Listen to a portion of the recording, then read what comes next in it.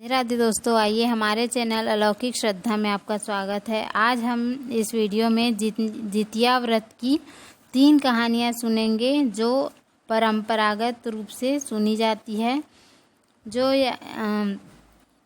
इनमें से पहली कहानी सियारिन वाली है, दूसरी जीमूतवाहन राजा की और तीसरी भगवान श्री कृष्ण से जुड़ी हुई है।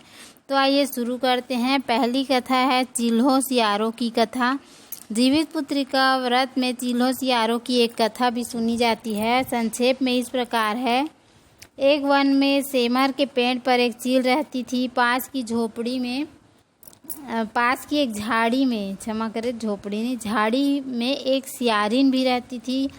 दोनों में खूब पड़ती थी। चील्हों को जो कुछ भी खाने को मिलता लेकर आते और उसमें सियारिन के लिए ज़रूर हिस्सा रखते। सियारिन भी चील्हों का ऐसा ही ध्यान रखती। इस तरह दोनों का जीवन आनंद से कट रहा था। एक बार वन के पास गांव में औरतें जितिया के पूजा की तैयारी कर रही थी। चील्हों ने बड़े ध्यान से देखा और अपनी सखी सियारों को भी बताया। फिर चील्हों सियारों ने तय किया कि वे भी यह व्रत करेंगी। सियारों और चील्हों ने जितिया का व्रत रखा। बड़ी निष्ठा और लगन के साथ दिन भर भूखे प्यासे मंगल कामना करते व्रत रखा। और मगर रात होते ही सियारिन को भूख प्यास सताने लगी। जब बर्दाश्त न हुआ तो जंगल में जाके उसने मांस और हड्डी पेट भर खाया। चील्हों ने हड्डी चबाने के कड़ की आवाज़ सुनी तो पूछा कि यह कैसी आवाज़ है। सियारिन ने कह दिया, बहन, भूख के मारे पेट गुड़गुड़ा रहा है, यह उसी की आवाज़ है। मगर चिल्हों को पता चल गया। उसने सियारिन को खूब लताड़ा कि जब व्रत नहीं हो सकता तो संकल्प क्यों लिया था। सियारिन लजा गई, पर व्रत भंग हो चुका था। चिल्हों ने रात भर भूखे प्यासे रहकर व्रत पूरा किया। अगले जन्म में दोनों मनुष्य के रूप में राजकुमारी बनकर सगी बहनें हुई। सियारिन बड़ी बहन और उसकी शादी एक राजकुमार से हुई। चिल्हों में छोटी बहन हुई, उसकी शादी उसी राज्य के मंत्री के पुत्र से हुई। बाद में दोनों राजा और मंत्री बने। सियारिन रानी के जो भी बच्चे होते हैं वो मर जाते, जबकि चिल्हों के बच्चे स्वस्थ और हट्टे कट्टे रहते। उसे जलन होती। उसने कभी उसका सर कटवा कर डिब्बे में बंद करा दिया तो कभी शीश मिठाई बन जाती और बच्चों के बाल तक बांका ना हो पाता। बार बार उसने अपनी बहन के बच्चों और उसके पति को मारने का प्रयास भी किया, परंतु वह सफल न हुई। आखिरकार वे दैव योग से उसे भूल का आभास हुआ। उसने क्षमा मांगी और बहन के बताने पर जीवित पुत्रिका व्रत विधि विधान से किया तो उसके पुत्र भी जीवित रहने लगे। जीवित पुत्रिका व्रत का एक और कथा है। गंधर्वों के राजकुमार का नाम जीमूतवाहन था। वे बड़े उदार और परोपकारी थे।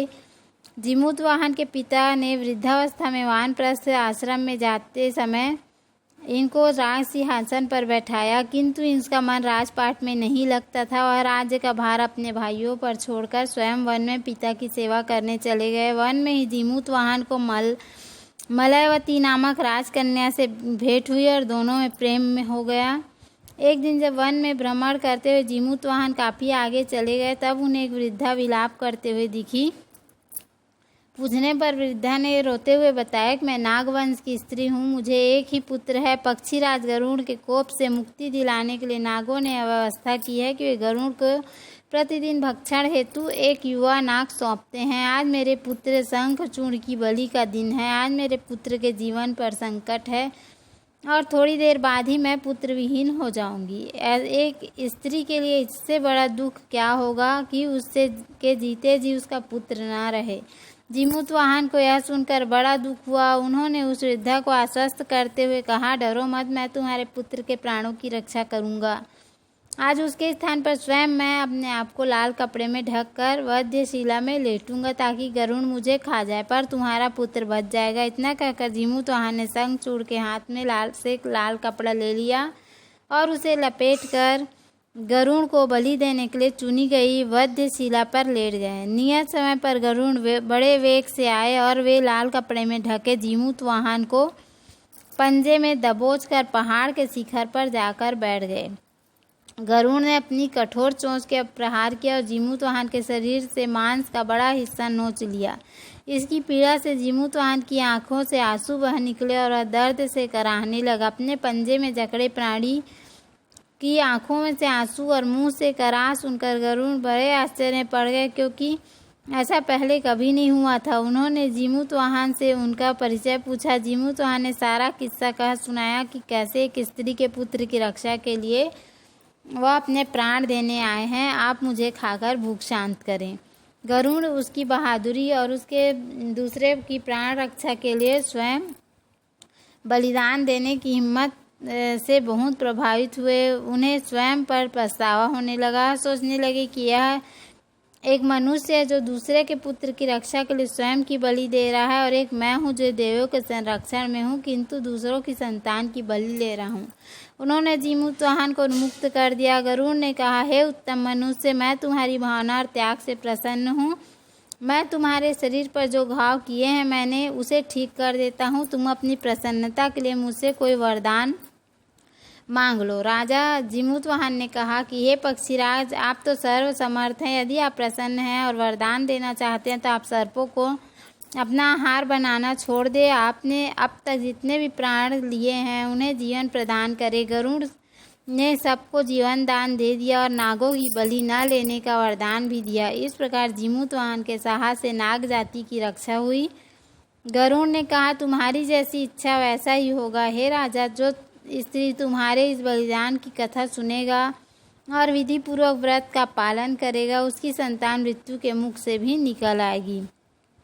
तब से ही पुत्र की रक्षा हेतु जीमूतवाहन की पूजा की प्रथा शुरू हो गई। यह कथा कैलाश पर्वत पर भगवान शंकर ने माता पार्वती को सुनाई थी। जीवित पुत्रिका के दिन भगवान श्री गणेश, माता पार्वती और शिव जी की पूजा एवं ध्यान के बाद ऊपर बताई गई व्रत कथा भी सुननी चाहिए। अब आइए आखिरी और तीसरी कथा सुनते हैं भगवान श्री कृष्ण की। यह कथा महाभारत काल से जुड़ी हुई है। महाभारत युद्ध के बाद अपने पिता की मृत्यु के बाद अश्वत्थामा बहुत ही नाराज था। उसके अंदर बदले की आकृति तीव्र थी, जिसके कारण उसने पांडवों के शिविर में घुसकर सोते हुए 5 लोगों को पांडव समझकर मार डाला था। लेकिन वे सभी द्रौपदी की 5 संतानें थीं। उसके इस अपराध के लिए अर्जुन ने बंदी बना लिया और उसकी दिव्य मणि छीन ली, जिसके फलस्वरूप अश्वत्थामा ने उत्तरा की अजन्मी संतान को गर्भ में मारने के लिए ब्रह्मास्त्र का उपयोग किया, जिसे निष्फल करना नामुमकिन था। उत्तरा की संतान का जन्म लेना आवश्यक था, जिस कारण भगवान श्री कृष्ण ने अपने सभी पुण्यों का फल उत्तरा की अजन्मी संतान को देकर उसको गर्भ में ही पुनः जीवित किया। गर्भ में मरकर जीवित होने के कारण उसका नाम जीवित पुत्रिका पड़ा और आगे जाकर यही राजा परीक्षित बना। तब से ही इस व्रत को किया जाता है। बोलो श्री हरि विष्णु भगवान की जय। बोलो भोलेनाथ पार्वती मैया की जय। तो उम्मीद है आपको हमारा वीडियो पसंद आया होगा। यदि हमारा वीडियो पसंद आया तो वीडियो को लाइक करें और शेयर सब्सक्राइब करना ना भूलें। धन्यवाद। राधे राधे।